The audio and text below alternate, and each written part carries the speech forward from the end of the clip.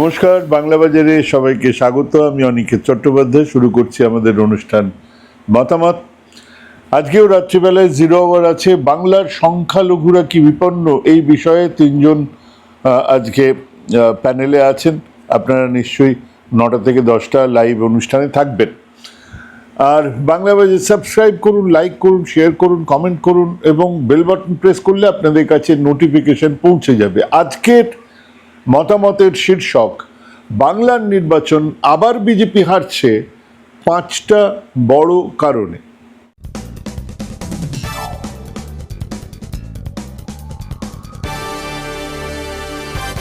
না, আজ বড় কোনো লেখা নয়, রোজকার তত্ত্ব আর তথ্যের বোঝা নয়। আজ 1, 2, 3, 4 করে 5টা কারণ আপনাদের সামনে রাখবো, যা ভালো করে শুনলে, সামান্য বোঝার চেষ্টা করলেও সাফ বুঝতে পারবেন, অত সংখ্যা তত্ত্বের মধ্যে না গিয়েও, যে কেন আবার বিজেপি এক বড় হারের দিকে এগিয়ে চলেছে। বারবার করে একটা বিরাট চিৎকার হয়, বিজেপি আসছে, বিজেপি আসছে, কিন্তু আসে না কেন, কিসের জন্য? বিজেপিরও এটা বোঝা উচিত, সাধারণ মানুষেরও বোঝা উচিত। আমরা যারা রাজনীতি নিয়ে আলোচনা করতে ভালোবাসি, আমাদেরও এটা জানা দরকার যে ঠিক কোন কোন জায়গাটাতে বিজেপি বারবার করে আটকে যাচ্ছে। কেন এতদিন ধরে বিজেপির গ্রোথ হয়নি, কেন বিজেপির একটা গ্রোথ হওয়ার পরেও এত আওয়াজ, এত বিশাল ব্যাপার, কিন্তু তারা আসছে না। প্রথম কারণ হচ্ছে, বিজেপি একটা সময়ে দেশে বেনিয়াদের দল হিসেবে পরিচিত ছিল। তাদের লাগাতার সোশ্যাল ইঞ্জিনিয়ারিং, বিভিন্ন শরিক দলকে সঙ্গে নিয়ে এক ধরনের সামাজিক সমীকরণ তৈরি করে তাদের ওই বেনিয়া ভাবমূর্তির বদলে তারা নিজেদেরকে উত্তর ভারতের কাউ বেল্টের এক হিন্দুত্ববাদী দল হিসেবে তৈরি করেছে। আর নিজেদের গোবলয়ের দল হিসেবে তৈরি করতে গিয়েই তারা বাকি ভারতের থেকে বিচ্ছিন্ন হয়েছে। দলটার অরিজিন কোথায়? আরএসএস এর অরিজিন মহারাষ্ট্রে। আর যদি দেখেন জনসংঘের সবচেয়ে বেশি তাদের সংগঠন প্রভাব, তো একটা গুজরাট, একটা হচ্ছে গিয়ে মধ্য ভারতে মানে মধ্যপ্রদেশে। এবার তারা সেখান থেকে আস্তে আস্তে বেরিয়ে ওই বেনিয়া যে মুখোশ, বেনিয়া যে চেহারা, সেটাকে পাল্টানোর জন্য তারা উত্তর ভারতের কাউ বেল্টের একটা হিন্দুত্ববাদী সংগঠন হিসেবে তারা তাদেরকে তৈরি করার চেষ্টা করেছে। হ্যাঁ, তারা যত বেশি করে গোবলে শক্তিশালী হয়েছে, এর ফলে তত বেশি করে তারা বাকি দেশ থেকে বিচ্ছিন্ন হয়ে গেছে। এটা বিজেপির স্টাডি, এটা আরএসএস এর স্টাডি, আমার স্টাডি নয়। একটা ছোট্ট উদাহরণ দিই। ধরুন 50, 60 বা তারপরেও জনসংঘ দলের সঙ্গে ওই নিরামিষ খাদ্য ইত্যাদি নিয়ে বিরাট বাজবিচার ইত্যাদি কিন্তু ছিল না। সাভারকার নিজেই গোমাংস খাবে না, এরম ধরনের কথাবার্তা তিনিও বলতেন না। যারা এই সমস্ত কথাবার্তা বলে তারা বোকা। গোরক্ষা সমিতি ছিল, কিন্তু তার সঙ্গে জনসংঘের রাজনৈতিক সম্পর্ক বা সমর্থন কোনোটাই ছিল না। কিন্তু তাকে গোবলয়ের পার্টি, বিশেষ করে গোবলয়ের উচ্চ শ্রেণীর প্রতিনিধি হয়ে ওঠার জন্য এই খাদ্যাভ্যাস নিয়ে মাথা ঘামাতেই হলো। শুদ্ধ শাকাহারী খাদ্য আর বিজেপি এক হয়ে গেল। আর তারা বিচ্ছিন্ন হতে শুরু করলো দেশের বাকি অংশের থেকে। উত্তর ভারতের আরাধ্য দেবতা রাম হয়ে উঠল তাদের প্রতীক। না, মধ্যষাটে জনসংঘের প্রতীক রাম ছিল না। ইনফ্যাক্ট জনসংঘের কর্মসূচিতে রাম মন্দির আন্দোলনের উল্লেখও ছিল না। শুরুর দিকে আরএসএস এর সমস্ত কাজের কোথাও এই রামকে পাবেন না। হ্যাঁ, তারা খুব দ্রুত উত্তর ভারতের দখল নিল, কিন্তু তাদের বিচ্ছিন্নতা বেড়েছিল। আর সেই বিচ্ছিন্নতা কাটানোর জন্য আজ তাদের প্রেস ডেকে ক্যামেরার সামনে মাছ খেতে হচ্ছে। মোদিজি মাছ খাচ্ছেন না, কিন্তু ঝালমুড়ি খেতে হচ্ছে। জয় শ্রীরাম ছেড়ে মা কালী, জয় মা কালী বলতে হচ্ছে। কিন্তু ওই যে নতুন বৈষ্ণবের কপালে টিকে চচ্চড় করে, কাকের পেছনে ময়ূরের পালক গুঁজে দিলেও কাক ময়ূর হয়ে যায় না। ঠিক সেরকম কারিয়াকর্তা নিয়ে যশস্বী প্রধানমন্ত্রী নরেন্দ্র মোদী অ্যান্ড কোম্পানি গোবরের গন্ধ ধুয়ে ফেলতে পারছেন না। এটা হলো প্রথম কারণ। 2, ওই গোবলয়ের বিভিন্ন এলাকাতে দাঙ্গা হয়, নিয়মিত দাঙ্গা হয়। অসম্ভব মুসলমান ঘৃণা আছে, কিন্তু সেই প্রবল মুসলমান ঘৃণা আমাদের বাংলাতে কোনো কালেই ছিল না, এখনো নেই।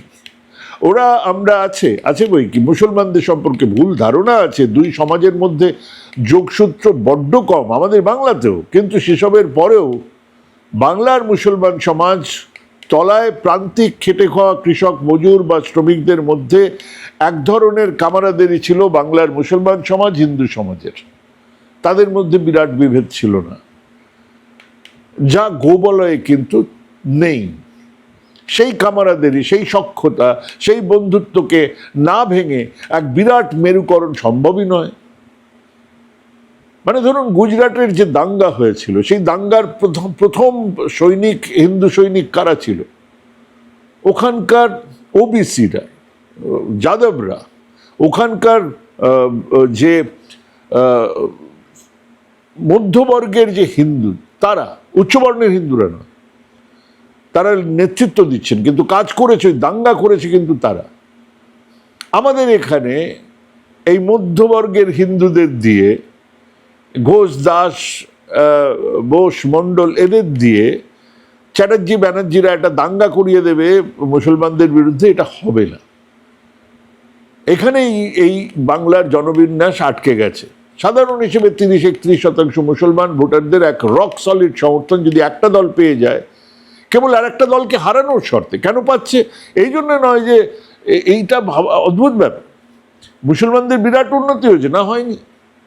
মুসলমানদের যারা, তারা যেখানে আছেন তাদের অর্থনৈতিক অবস্থা বিরাট ভালো হয়েছে, না হয়নি।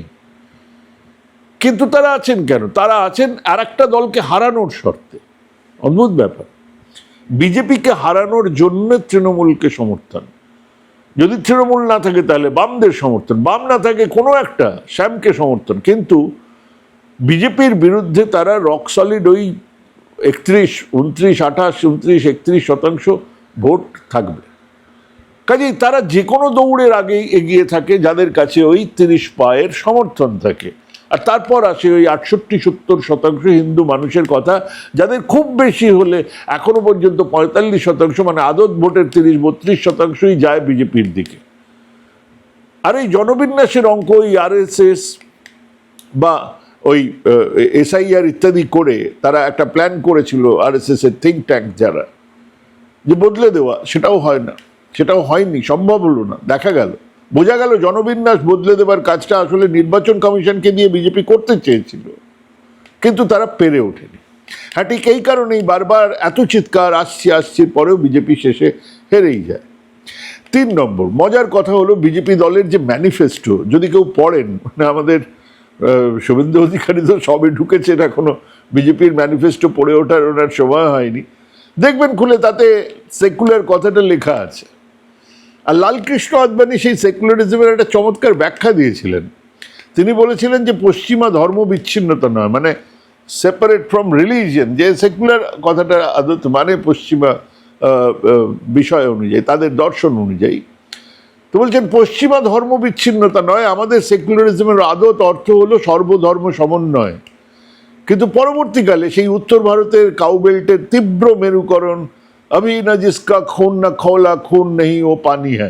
আচ্ছা, এই এই এই এই যে স্লোগানটা আপনারা শুনেছেন, বিজেপির মুখে মুখে এই স্লোগান এখন ঘুরে বেড়ায়, অদ্ভুত। বাঙালি লোকজন এই ধরনের স্লোগান দিচ্ছে, আবি না জিসকা খুন না খোলা, মানে এখনো যাদের রক্ত ফুটছে না, খুন নেই ও পানি হ্যাঁ। স্লোগানটা কার ছিল? স্লোগানটা দিয়েছিলেন বিপ্লবী চন্দ্রশেখর আজাদ। তাদের কথাই ছিল সেকুলার সমাজতন্ত্র। তো যাই হোক, সেই স্লোগান ঝেড়ে নিয়ে রাম মন্দির আন্দোলনের স্লোগান হয়ে গেল, ওই সেই বাচ্চা বাচ্চা রাম কা জন্মভূমিকে কাম কা হয়ে উঠল। কিন্তু ওই সর্বধর্ম সমন্বয়ের ধ্বজা সেই সময় থেকে বিজেপিকে ফেলে দিতে হলো।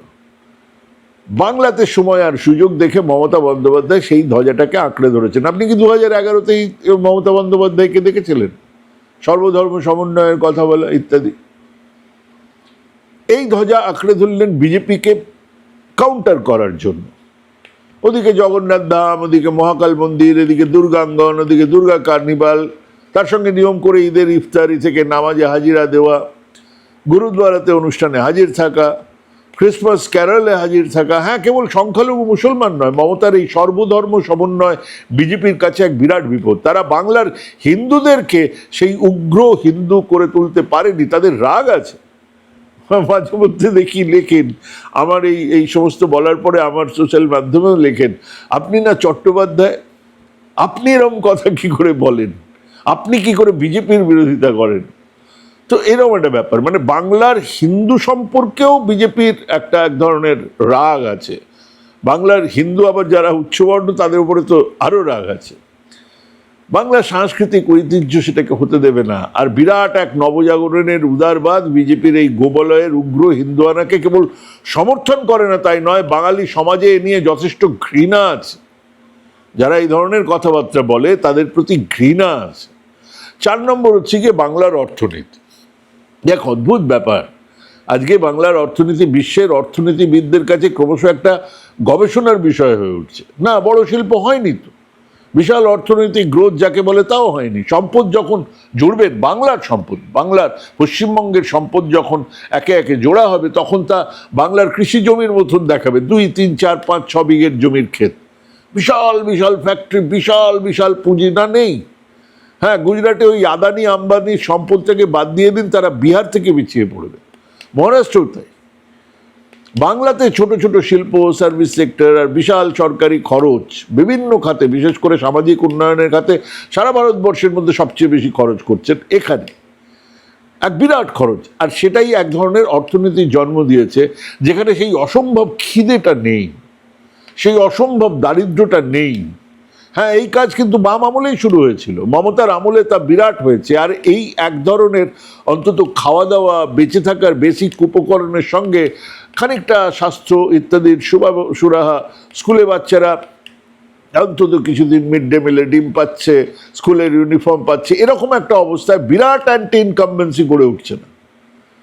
গড়ে ওঠার কথা ছিল, গড়ে উঠছে না। তার কারণ হচ্ছে গিয়ে এই একটা, আপনি একটা গ্রামে, অ্যাভারেজ গ্রামে চলে যান, গ্রামে গিয়ে একটা যে কোনো পরিবারে যান, তাদের রোজগারটা দেখুন। তাদের রোজগার, গুজরাটের বড় কৃষক যাদের 40 বিঘে জমি আছে, বা পাঞ্জাবের একজন বড় কৃষক যার 150-200 বিঘে জমি আছে, তাদের মতন নয়, তাদের মতন নয়। কিন্তু সেই ছোট্ট পরিবারের 1 বিঘে কি 2 বিঘে জমি আছে, বাড়িতে 3 জন মহিলা আছেন, তাদের ওই 1,500 টাকা করে মাসে আছে, একটা স্বাস্থ্যের একটা গ্যারেন্টি আছে যে হাসপাতালে গেলে অন্তত চিকিৎসাটা হচ্ছে, তাদের কৃষকদের জন্য তারা একটা টাকা পাচ্ছেন, কিছুটা হলেও একটা ঘর তৈরি করে নিয়েছেন, কিছু টাকা পেয়েছেন।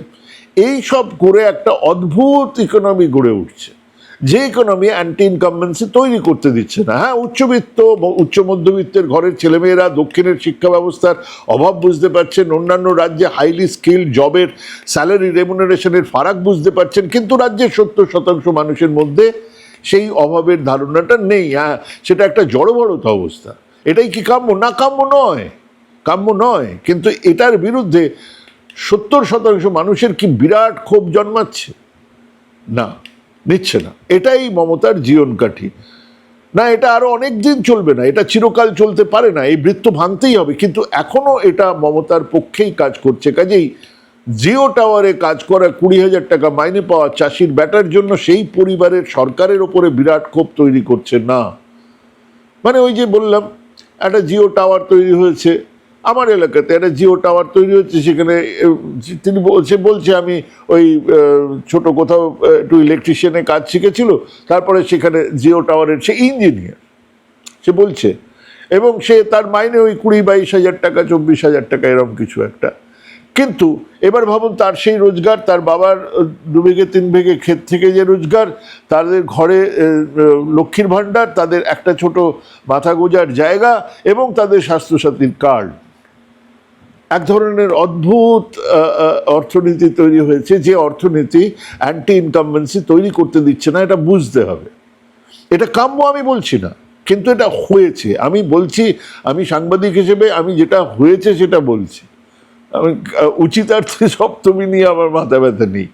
5 হলো দুর্নীতির বেড়াগুলো ভেঙে দেওয়াটা, মানুষের মধ্যে দুর্নীতির অভিঘাতটাকে, তার নোংরা অসততাকে গা সওয়া করে দিয়েছে। এটা কেবল বাংলার নয়, এটা ভারত জুড়েই। আমি ব্যক্তিগতভাবে মনে করি এর জন্য কংগ্রেস বিরোধী নেতারা ভীষণভাবে দায়ী। স্বাধীনতার পর থেকে দুর্নীতির ইস্যুতে মাত্র একটাই নির্বাচন লড়া হয়েছে, একটাই। বিভিন্ন নেতার বিরুদ্ধে স্বাধীনতার পর থেকেই বিভিন্ন রকমের দুর্নীতির অভিযোগ এসেছে, কিন্তু গোটা নির্বাচন একটা দুর্নীতির ইস্যুতে লড়া হয়েছে, সেটা হলো গিয়ে বোফোর্স কামান কেনা বেচায় ঘুষ নেবার অভিযোগকে কেন্দ্র করে রাজীব গান্ধীর বিরুদ্ধে এক বিরাট ক্যাম্পেন। কে ছিলেন না সেই ক্যাম্পেনে? ভিপি সিং থেকে শুরু করে লালকৃষ্ণ আদবানি, অটল বিহারী বাজপেয়ী, সোমনাথ চ্যাটার্জি, ইন্দ্রজিৎ গুপ্ত, জ্যোতি বসু থেকে বাম নেতারা, সমাজবাদী নেতারা, এমনকি অরুণ শৌরী বা এন রামের মতন বিখ্যাত সাংবাদিকেরা।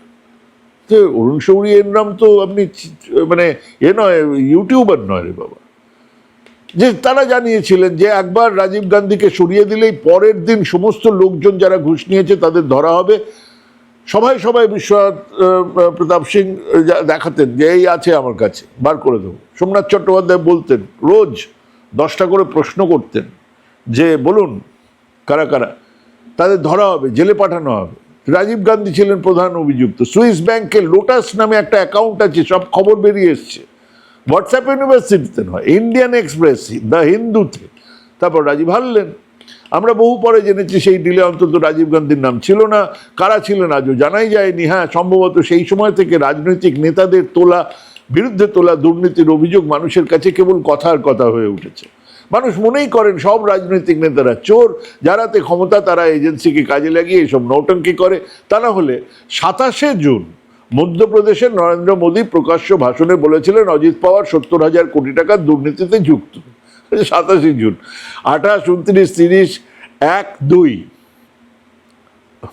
কি হলো? 27, 29, 27, 28, 29, 30, 31, 1, 2। 2রা জুলাই সেই অজিত পাওয়ার ওই বিজেপি দলের সঙ্গে হাত মিলিয়ে মহারাষ্ট্রের মুখ্যমন্ত্রী হয়ে গেলেন। ভাবুন। 22শে জুলাই 2015 হিমন্ত বিশ্ব শর্মা চোর, দুর্নীতির মাথা আসে কংগ্রেসের অসমে। এটা বলার পরে সেই বছর 23শে আগস্ট, 22শে জুলাই আর 23শে আগস্ট, ভাবুন, ঠিক এক মাস পরে তিনি বিজেপিতে যোগ দিলেন। আজ তিনি বিজেপির অন্যতম মাথা।